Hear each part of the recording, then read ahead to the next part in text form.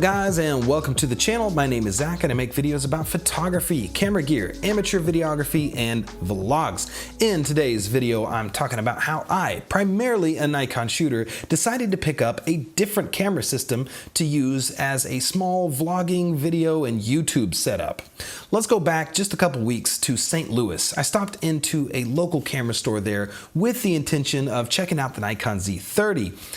And when I had the camera in my hands, when I started using it, you know, it's a nice camera, but it just, I'll be honest with you, it did not excite me that much, mostly because it felt and operated almost identical to the Nikon Z50 that I already owned.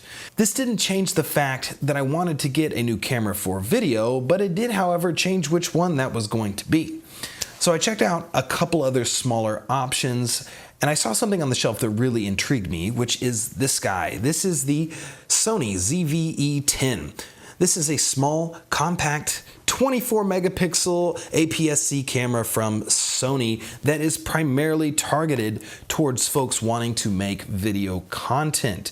There's a few things that really jumped out about this to me that I want to talk to you about. And since I got it for a vlogging camera, let's go out and vlog with it, and we'll talk about those things. I'm going to give you a couple of things that I like and a couple of things that I'm not quite hot on, and talk about what it's like to go from Nikon to Sony for video purposes. Because I anticipate there might be some of you out there that are very similar to me, that, you know, you're not really wanting to change your whole system up, but you might want to get something that's better for video. So let's talk about that right now. Welcome back. So we are walking around and I am vlogging with the ZVE-10, and I'm taking you to a very exotic location, which is an unfinished house in my neighborhood.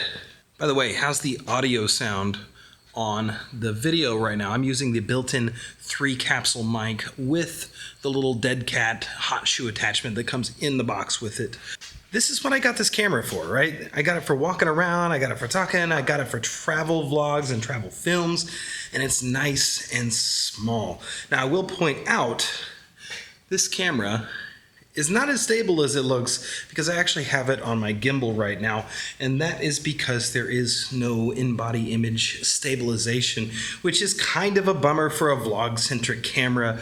Anyway, so let's get on with my list. I've got a list here of the things that I like better compared to my Nikon camera, and maybe some of the things that I don't like as much. Let's start with the things that I like better than my current Nikon setup. Number one, and this one, you know, you've probably heard it a million billion times, but you're gonna hear it again from me, and it's just because it's true. And that is, the Sony autofocus is just where it's at, man. Like, it is just ridiculous when it comes to the accuracy of this autofocus system. The next thing is the size of the body. That was one of the main reasons I wasn't super pumped about the Z30, was the fact that the Z30 was basically the same size as my Z50. Third up, the Sony, it just smokes the Nikon when it comes to picture profiles.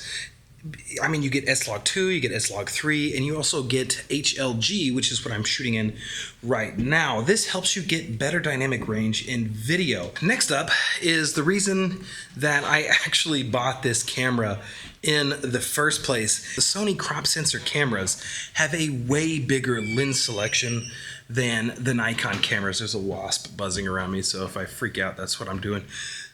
There's just way more options for lenses, like this 16mm 1.4 that I'm shooting on right now from Sigma. And the last thing I really enjoy about this camera is that they are extremely customizable. You know, with Nikon, your custom function buttons, there's not as much that you can do. I mean, you can map functions to basically whatever you want to the different buttons on this camera. Now, let's talk about what I don't like about it as much. For starters, and this is probably the most obvious difference between this camera and the equivalently priced Nikons, and that is the build quality and ergonomics. It is a smaller body, which I really enjoy. However, it just does not feel as rugged. The next thing I don't love about this camera is the absence of a mode dial.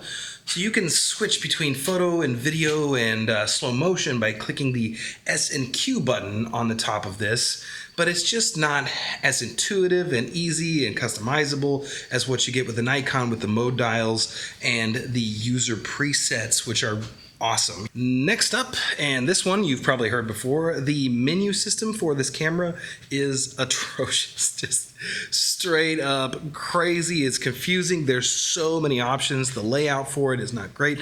And in terms of video quality, the next one, you've also probably heard this about this camera, and it is very true, is this camera, when shooting 4K, has horrendous rolling shutter, right? The 24 megapixel sensor in this camera is an older CMOS sensor, and the readout speed is just not that fast. So what you get is a warble effect when you have your camera moving or there's something fast moving by side. It's really noticeable. The whole world tends to do that sort of thing. It makes everything look like it's going super fast, but ultimately for video, it's really not a desirable effect. Next up on the things I don't like is there is no auto audio level setting on this camera. You have to manually set the gain on the microphone every time you want to use it, which it's not a huge deal breaker because I usually do that anyway.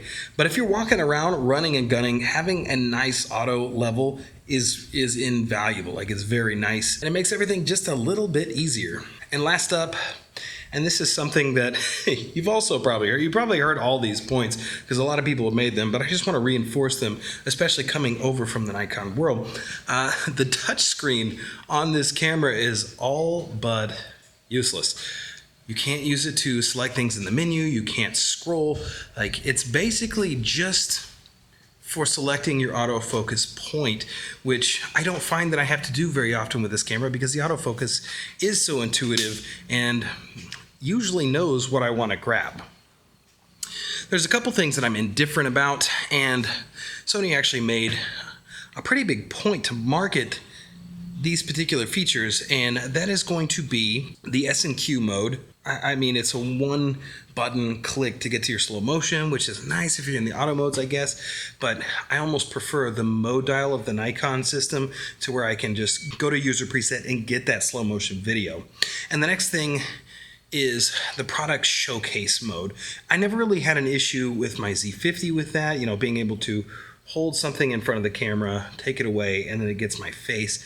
So the product showcase mode, basically the camera is going to grab stuff that you put in front of it. So if you're doing a camera review and you want to hold something up next to the screen, it's going to grab that instead of grabbing your face, which if you just hold it in front of the lens, it works just fine, right? I cover up my face so it misses the focus on that, and I go back and it grabs it. The Nikon does that just as well.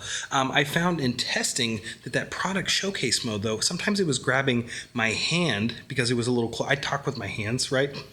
And I didn't want it to. I just wanted it to grab my eye. So I would almost rather the camera grab the eye, and when I cover my eye up, then it grabs focus. Like I said, indifferent. I guess it's nice maybe for beginners, but that particular feature, you know, being well versed in cameras and how to use them, I find that I just turn that stuff off. Let's get back to the studio for some final thoughts on a Nikon user trying a Sony camera for video. See you in just a second. Back at the studio, let's wrap this up. So this is not meant to be any kind of comprehensive review or overview of the Sony ZVE-10, but rather just some of my initial thoughts having used the system for a couple weeks now compared to what I'm used to in the Nikon world. Ultimately, a camera is just a tool to help you execute on your creative vision. You know, the camera, ultimately, I'm not going to say it doesn't matter 100%, but it is just there to simply help you get the job done, which is why I got this, right? I feel like there's some stuff that I'm getting with the Sony ZVE-10 that I just wasn't able to get on the Nikon side of things for the kind of videos that I like to make. So that's all I got for you today, guys. You know, if you want to see some more content about Nikon cameras, about Sony cameras in the future, make sure and hit that subscribe button down below, and I will see you in the next video. Thanks.